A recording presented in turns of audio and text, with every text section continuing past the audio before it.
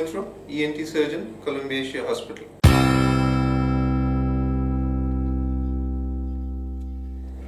আজকে আমি যে বিষয়ে আলোচনা করব সেটা হচ্ছে স্লিপ অ্যাপনিয়া। স্লিপ অ্যাপনিয়া প্রাথমিকভাবে আমরা দু রকমের দেখি। একটা হচ্ছে সেন্ট্রাল স্লিপ অ্যাপনিয়া, যেটা নিয়ে আমি আজকে আলোচনা করছি না। দ্বিতীয়টি হচ্ছে অবস্ট্রাকটিভ স্লিপ অ্যাপনিয়া।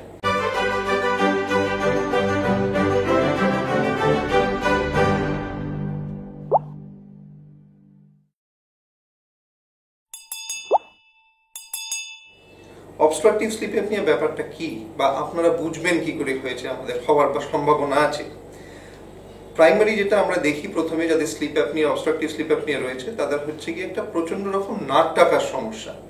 বেশিরভাগ লোকই নাক ডাকা ইগনোর করেন, কিন্তু অনেকেরই নাক ডাকার সাথে স্লিপ অ্যাপনিয়া থাকে। কি হয় এই স্লিপ অ্যাপনিয়াতে? নাক ডাকা ছাড়াও আমরা যেটা দেখি, যখন আপনারা ঘুমন বা স্লিপ অ্যাপনিয়ার পেশেন্ট ঘুমন, তার যে শ্বাস রাস্তাটা নাক থেকে শুরু করে গলা পর্যন্ত, এই শ্বাস রাস্তাটা কোল্যাপস করে, মানে বেসিক্যালি বন্ধ হয়ে যায়। এফেক্টিভলি কি হয়, শরীরে অক্সিজেনটা ঢোকে না, ফুসফুসে অ্যাডিকুয়েট অ্যামাউন্ট অক্সিজেন পৌঁছয় না, যে কারণে রক্তেও অক্সিজেনটা কম আসে। এই যখন রক্তে অক্সিজেনটা কম আসে, আমাদের মস্তিষ্কেও অক্সিজেনটা অত্যধিক কম পরিমাণে যায়। এর ফল হিসেবে আমাদের ব্রেনটা সারা রাত ঘুমোতে পারে না, আর শরীরে বিভিন্ন রকম অন্য প্রবলেম ক্রিয়েট করে। পেশেন্টরা কমপ্লেন করবে যেগুলো, সেটা হচ্ছে দিনের বেলা ঘুম পাওয়া, সকালে যখন উঠছেন আপনি ফ্রেশ বোধ করছেন না, মনে হচ্ছে আরো ঘুমোলে ভালো হতো। সারাদিন একটা লেথার্জি বা টায়ার্ডনেস থাকছে, কোথাও বসে পড়লে ঘুমিয়ে পড়ার চান্সটা অত্যধিক রকম বেশি থাকে, আর কোনো কিছু করার ইচ্ছে থাকে না।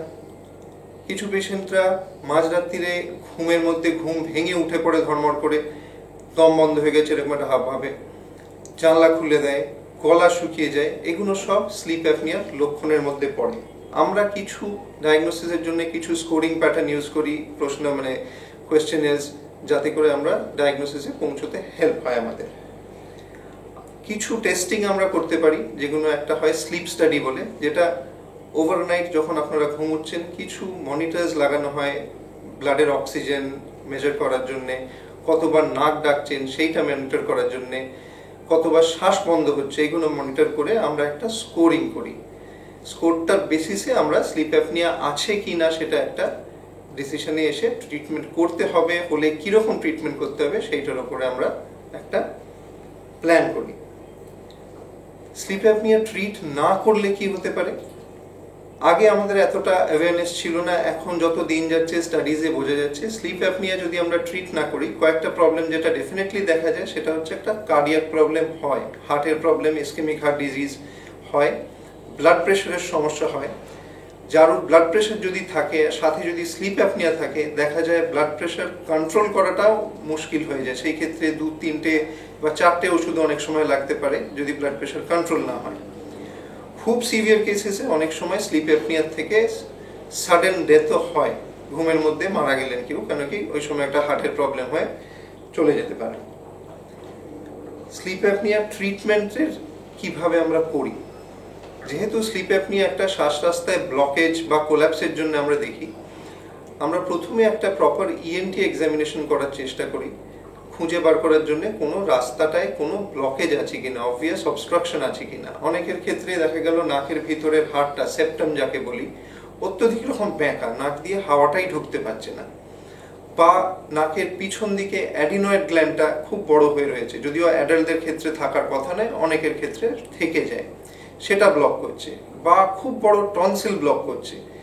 এইগুলো যদি অবভিয়াস আমরা অবস্ট্রাকশনগুলো দেখতে পারি, অনেক সময় আমরা সার্জিক্যালি এগুলোকে পরিষ্কার করতে বলি, ক্লিয়ার আউট করে রাস্তাটা খুলে দেওয়ার জন্য।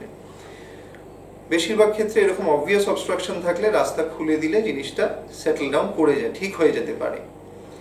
এছাড়া আমাদের নন সার্জিক্যাল ট্রিটমেন্টের মধ্যে যেটা গোল্ড স্ট্যান্ডার্ড বেশি ইউজ করা হয়, সেটা হচ্ছে CPAP machine, continuous positive airway pressure therapy বলি আমরা। এটা একটা ছোট মেশিন, এরকম বাক্সর মতো আসে, সেটার সাথে একটা টিউব থাকে আর একটা নাকে মাস্ক লাগানো হয়। এইটা লাগিয়ে রাত্রিবেলা ঘুমোতে হয়। এর কাজ হচ্ছে একটা কন্টিনিউয়াস হাওয়া নাক দিয়ে বা মুখ দিয়ে ঢুকিয়ে শ্বাস রাস্তাটাকে খুলে রাখার, এতে করে শরীরে অক্সিজেন অ্যাডিকুয়েট পরিমাণে ঢুকতে পারে। কিন্তু এটা চালিয়ে যেতে হয়। এটা যতবারই ঘুমোবেন এইটাকে লাগাতে হয়। আর স্লিপ অ্যাপনিয়ার পেশেন্ট যারা থাকে আমাদের বেশিরভাগ ক্ষেত্রে একটা প্রবলেম থাকে, ওবেসিটি যাকে বলে, অত্যধিক মোটা হলে দেখা যায় স্লিপ অ্যাপনিয়ার প্রবলেমটা বেশি হয়। সুতরাং প্রথম জিনিস যেটা আমরা অ্যাডভাইস করি সেটা হচ্ছে ওয়েট রিডাকশন। বেশিরভাগ ক্ষেত্রে যদি খুব ভালো করে ওয়েট রিডাকশন বা ওজনটা কমানো যায়, দেখা যায় প্রবলেমের 50% ওখানেই সলভ হয়ে যায়। ওয়েট রিডাকশন করলে নাক ডাকার সমস্যাটাও অ্যাটলিস্ট 50% কমে যায়। সুতরাং weight reduction, lifestyle modification, regular exercise করা, ডায়েট কন্ট্রোল, এই জিনিসগুলো কিন্তু স্লিপ অ্যাপনিয়া, অবস্ট্রাকটিভ স্লিপ অ্যাপনিয়ার খুব important part of the treatment. এইগুলো করে সিপ্যাপ যদি আমাদের ইউজ করতে হয় সেইটা করা। অনেক সময় অনেকে সিপ্যাপ মেশিন টলারেট করলেন না বা ব্যবহার করতে চাইলেন না, সেই ক্ষেত্রে তখন আমরাও সার্জারি অ্যাডভাইস করি শ্বাস রাস্তাটাকে খুলে দেওয়ার জন্য। সো আলটিমেটলি আমাদের মেইন গোল হচ্ছে আপনার শ্বাসটা যাতে ঠিকঠাক করে যায়, আপনার শরীরে যাতে অক্সিজেনেশন ঠিকঠাক হয়, তাতে করলে প্রবলেমটা অনেকটাই কমে যায়। স্লিপ অ্যাপনিয়া শুধু বড়দের রোগ নয়, অনেক সময় আমরা বাচ্চাদের মধ্যেও দেখি, যদিও তার কারণটা একটু অন্যরকম হয় অ্যাডাল্টের থেকে। বাচ্চাদের ক্ষেত্রে স্লিপ অ্যাপনিয়াটা আমরা মেইনলি দেখি অ্যাডিনয়েড গ্ল্যান্ড বা টনসিল গ্ল্যান্ডটা বড় হওয়ার জন্য, যেটা খুব সহজেই সার্জিক্যালি কারেকশন করে দেওয়া যায়। স্লিপ অ্যাপনিয়া থাকলে ইগনোর করা একদমই উচিত নয়। যদি আপনাদের এরকম কোনো সমস্যা যেগুলো বললাম, যেমন দিনের বেলা ঘুম পাওয়া, রাত্রিবেলা ঘুম ভেঙে যাওয়া দম বন্ধ হয়ে, অত্যধিক নাক ডাকছেন, এগুলো যদি খেয়াল করেন তাহলে ডেফিনেটলি আপনার ডাক্তারের সাথে যোগাযোগ করুন। তার একটা প্রপার অ্যাসেসমেন্ট অ্যান্ড ট্রিটমেন্ট কিন্তু খুব জরুরি। ধন্যবাদ। আশা করি এগুলো ফলো করে আপনি একটা সুস্থ জীবনযাপন করতে পারবেন। Thank you.